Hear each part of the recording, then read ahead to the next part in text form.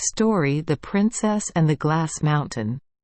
Once upon a time there was a king who took such a joy in the chase, that he knew no greater pleasure than hunting wild beasts.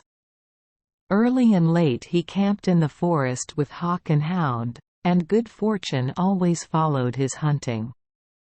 But it chanced one day that he could rouse no game, although he had tried in every direction since morning. And then, when evening was coming on, and he was about to ride home, he saw a dwarf or wild man running through the forest before him. The king at once spurred on his horse, rode after the dwarf, seized him, and he was surprised at his strange appearance. For he was small and ugly, like a troll, and his hair was as stiff as beanstraw. But no matter what the king said to him, he would return no answer, nor say a single word one way or another. This angered the king, who was already out of sorts because of his ill success at the hunt, and he ordered his people to seize the wild man and guard him carefully lest he escape. Then the king rode home. Now his people said to him, "You should keep the wild man a captive here at your court, in order that the whole country may talk of what a mighty huntsman you are. Only you should guard him so that he does not escape, because he is of a sly and treacherous disposition."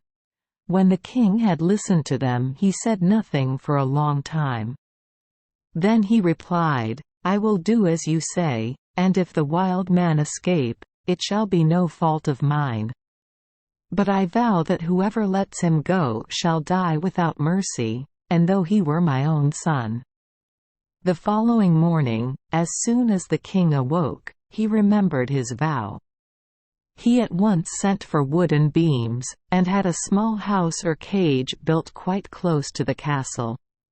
The small house was built of great timbers, and protected by strong locks and bolts, so that none could break in. And a peephole was left in the middle of the wall through which food might be thrust. When everything was completed, the king had the wild man led up, placed in the small house, and he himself took and kept the key. There the dwarf had to sit a prisoner, day and night, and the people came afoot and a horseback to gaze at him. Yet no one ever heard him complain, or so much as utter a single word. Thus matters went for some time. Then a war broke out in the land, and the king had to take the field.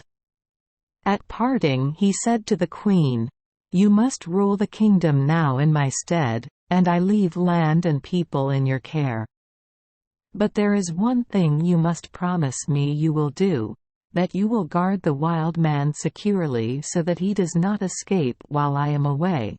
The queen promised to do her best in all respects, and the king gave her the key to the cage. Thereupon he had his long galleys, his sea-wolves, push out from the shore, hoisted sail, and took his course far, far away to the other country. The king and queen had only one child, a prince who was still small, yet great in promise.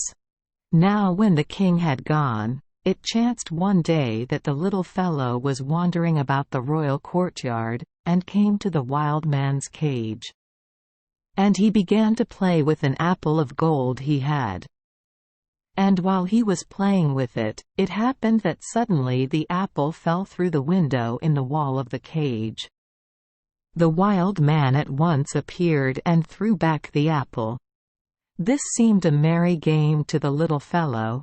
He threw the apple in again, and the wild man threw it out again, and thus they played for a long time.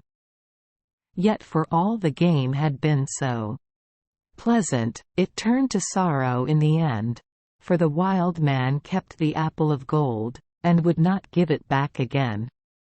And when all was of no avail, neither threats nor prayers, the little fellow at last began to weep. Then the wild man said, "Your father did ill to capture me, and you will never get your apple of gold again, unless you let me out." The little fellow answered, "And how can I let you out?" Just you give me back my apple again, my apple of gold." Then the wild man said, "You must do what I now tell you. Go up to your mother, the queen, and beg her to comb your hair. Then see to it that you take the key from her girdle, and come down and unlock the door. After that you can return the key in the same way, without anyone knowing anything about it." After the wild man had talked to the boy in this way, he finally did as he said, went up to his mother, begged her to comb his hair, and took the key from her girdle. Then he ran down to the cage and opened the door. And when they parted, the dwarf said, "Here is your apple of gold, that I promised to give back to you, and I thank you for setting me free. And another time when you have need of me, I will help you in turn." And with that he ran off on his own way. But the prince went back to his mother, and returned the key in the same way he had taken it. When they learned at the king's court that the wild man had broken out, there was great commotion, and the queen sent people over hill and dale to look for him. But he was gone, and he stayed gone.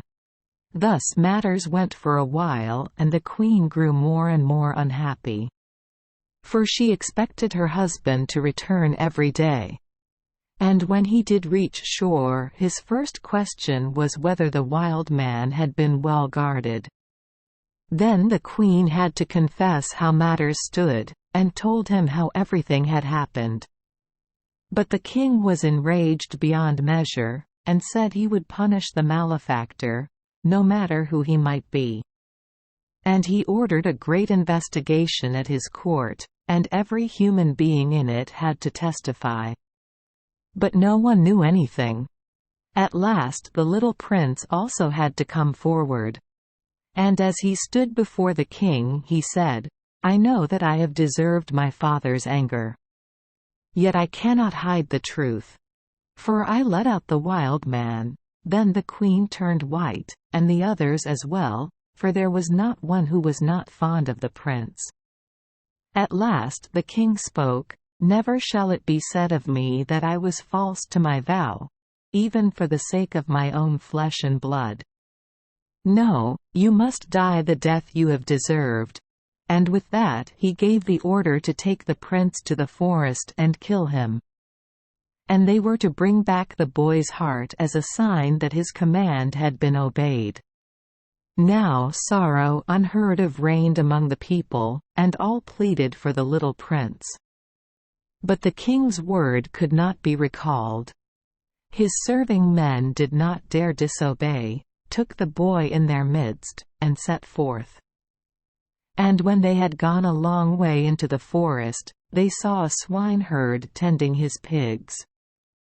Then one said to another, "It does not seem right to me to lay hand on the king's son. Let us buy a pig instead and take its heart, then all will believe it is the heart of the prince." The other serving men thought that he spoke wisely, so they bought a pig from the swineherd, led it into the wood, butchered it and took its heart. Then they told the prince to go his way and never return. They themselves went back to the king's castle, and it is easy to imagine what grief they caused. When they told of the prince's death, the king's son did what the serving men had told him. He kept on wandering as far as he could, and never had any other food than the nuts and wild berries that grow in the forest. And when he had wandered far and long, he came to a mountain upon whose very top stood a fir tree. Said he to himself, "After all, I might as well climb the fir tree and see whether I can find a path anywhere." No sooner said than done, he climbed the tree. And as he sat in the very top of its crown, and looked about on every side, he saw a large and splendid royal castle rising in the distance, and gleaming in the sun. Then he grew very happy and at once set forth in that direction.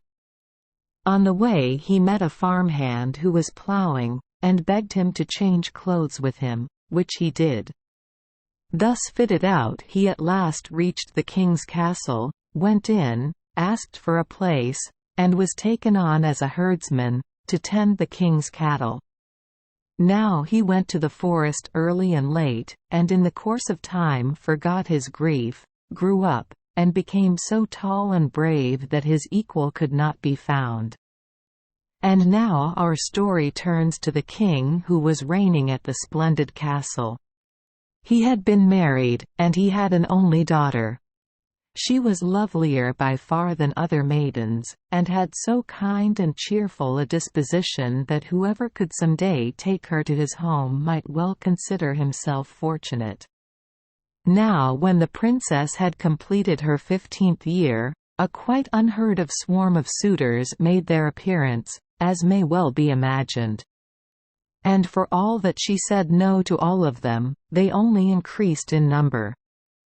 At last the princess said, "None other shall win me save he who can ride up the high glass mountain in full armor." The king thought this a good suggestion. He approved of his daughter's wish, and had proclaimed throughout the kingdom that none other should have the princess save he who could ride up the glass mountain. And when the day set by the king had arrived, the princess was led up the glass mountain. There she sat on its highest peak, with a golden crown on her head, and a golden apple in her hand, and she looked so immeasurably lovely that there was no one who would not have liked to risk his life for her. Just below the foot of the hill, all the suitors assembled with splendid horses and glittering armor, that shone like fire in the sun, and from round about the people flocked together in great crowds to watch their tilting. And when everything was ready, the signal was given by horns and trumpets, and then the suitors, one after another, raced up the mountain with all their might. But the mountain was high, as slippery as ice, and besides it was steep beyond all measure. Not one of the suitors rode up more than a little way, before he tumbled down again, head over heels, and it might well happen that arms and legs were broken in the process. This made so great a noise, together with the neighing of the horses, the shouting of the people, and the clash of arms, that the tumult and the shouting could be heard far away. And while all this was going on, the king's son was rambling about with his oxen, deep in the wood. But when he heard the tumult and the clashing of arms, he sat down on a stone, leaned his cheek on his hand, and became lost in thought. For it had occurred to him how gladly he would have fared forth with the rest. Suddenly he heard footsteps, and when he looked up, the wild man was standing before him. "Thank you for the last time," said he, "and why do you sit here so lonely and full of sorrow?" "Well," said the prince, "I have no choice but to be sad and joyless. Because of you, I am a fugitive from the land of my father, and now I have not even a horse and armor to ride up the glass mountain and fight for the princess." "Ah," said the wild man, "if that be all you want, then I can help you. You helped me once before, and now I will help you in turn." Then he took the prince by the hand, led him deep down into the earth into his cave, and behold, there hung a suit of armor forged out of the hardest steel, and so bright that a blue gleam played all around it. Right beside it stood a splendid steed, saddled and bridled, pawing the earth with his steel hoofs, and champing his bit till the white foam dropped to the ground. The wild man said, "Now get quickly into your armor, ride out and try your luck. In the meantime I will tend your oxen." The prince did not wait to be told a second time, but put on helmet and armor, buckled on his spurs, hung his sword at his side, and felt as light in his steel armor as a bird in the air. Then he leapt into the saddle so that every clasp and buckle rang, laid his reins on the neck of his steed, and rode hastily toward the mountain. The princess's suitors were about to give up the contest, for none of them had won the prize, though each had done his best. And while they stood there thinking it over, and saying that perhaps fortune would favor them another time, they suddenly saw a youth ride out of the wood straight toward the mountain. He was clad in steel from head to foot, with helmet on head, sword in belt and shield on arm, and he sat his horse with such knightly grace that it was a pleasure to look at him. At once all eyes were turned to the strange knight, and all asked who he might be. For none had ever seen him before. Yet they had had but little time to talk and question, for no sooner had he cleared the wood, than he rose in his stirrups, gave his horse the spurs, and shot forward like an arrow straight up the glass mountain. Yet he did not ride up all the way. But when he had reached the middle of the steep ascent, he suddenly flung around his steed and rode down again, so that the sparks flew from his horse's hoofs. Then he disappeared in the wood like a bird in flight. One may imagine the excitement which now seized upon all the people, and there was not one who did not admire the strange knight.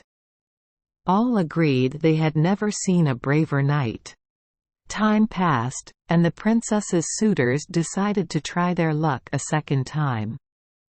The king's daughter was once more led up the glass mountain, with great pomp and richly gowned, and was seated on its topmost peak, with the golden crown on her head, and a golden apple in her hand.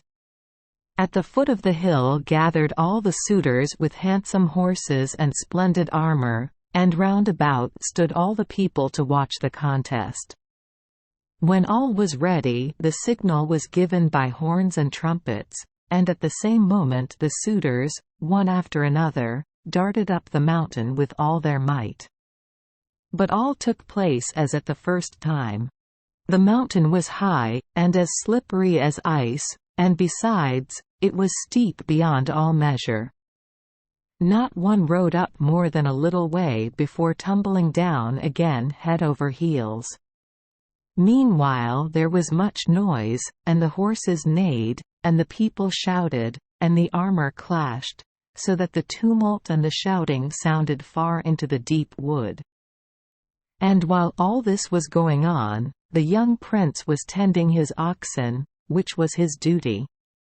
But when he heard the tumult and the clashing of arms, he sat down on a stone, leaned his cheek on his hand, and wept. For he thought of the king's beautiful daughter, and it occurred to him how much he would like to take part and ride with the rest. That very moment he heard footsteps, and when he looked up, the wild man was standing before him. "Good day," said the wild man, "and why do you sit here so lonely and full of sorrow?" Thereupon the prince replied, "I have no choice but to be sad and joyless. Because of you, I am a fugitive from the land of my father, and now I have not even a horse and armor to ride up the mountain and fight for the princess." "Ah," said the wild man, "if that be all you want, then I can help you. You helped me once before, and now I will help you in turn." Then he took the prince by the hand, led him deep down in the earth into his cave, and there on the wall hung a suit of armor altogether forged of the clearest silver, and so bright that it shone afar. Right beside it stood a snow-white steed, saddled and bridled, pawing the earth with his silver hoofs, and champing his bit till the foam dropped to the ground. The wild man said, "Now get quickly into your armor, ride out and try your luck. In the meantime I will tend your oxen." The prince did not wait to be told a second time, but put on his helmet and armor in all haste, securely buckled on his spurs, hung his sword at his side, and felt as light in his silver armor as a bird in the air. Then he leapt into the saddle so that every clasp and buckle rang, laid his reins on the neck of his steed, and rode hastily toward the glass mountain. The princess's suitors were about to give over the contest, for none of them had won the prize, though each had played a man's part. And while they stood there thinking it over, and saying that perhaps fortune would favor them the next time, they suddenly saw a youth ride out of the wood, straight toward the mountain. He was clad in silver from head to foot, with helmet on head, shield on arm, and sword at side, and he sat his horse with such knightly grace that a braver-looking youth had probably never been seen.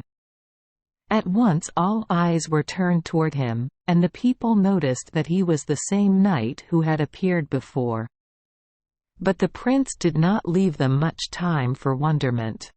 For no sooner had he reached the plain, than he rose in his stirrups, spurred on his horse, and rode like fire straight up the steep mountain. Yet he did not ride quite up to the top. But when he had come to its crest, he greeted the princess with great courtesy, flung about his steed, and rode down the mountain again till the sparks flew about his horse's hoofs. Then he disappeared into the wood as the storm flies. As one may imagine, the people's excitement was even greater than the first time, and there was not one who did not admire the strange knight. And all were agreed that a more splendid steed or a handsomer youth were nowhere to be found. Time passed, and the king set a day when his daughter's suitors were to make a third trial. The princess was now once more led to the glass mountain, and seated herself on its highest peak, with the golden crown and the golden apple, as she had before. At the foot of the mountain gathered the whole swarm of suitors, with splendid horses and polished armor, handsome beyond anything seen thus far, and round about the people flocked together to watch the contest. When all was ready, the suitors, one after another, darted up the mountain with all their might. The mountain was as smooth as ice, and besides, it was steep beyond all measure, so that not one rode up more than a little way, before tumbling down again, head over heels. This made a great noise, the horses neighed, the people shouted, and the armor clashed, till the tumult and the shouting echoed far into the wood.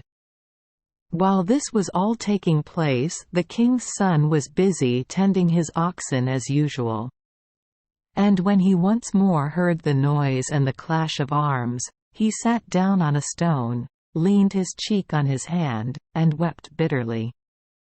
Then he thought of the lovely princess, and would gladly have ventured his life to win her. That very moment the wild man was standing before him. "Good day," said the wild man, "and why do you sit here so lonely and full of sorrow?" "I have no choice but to be sad and joyless," said the prince.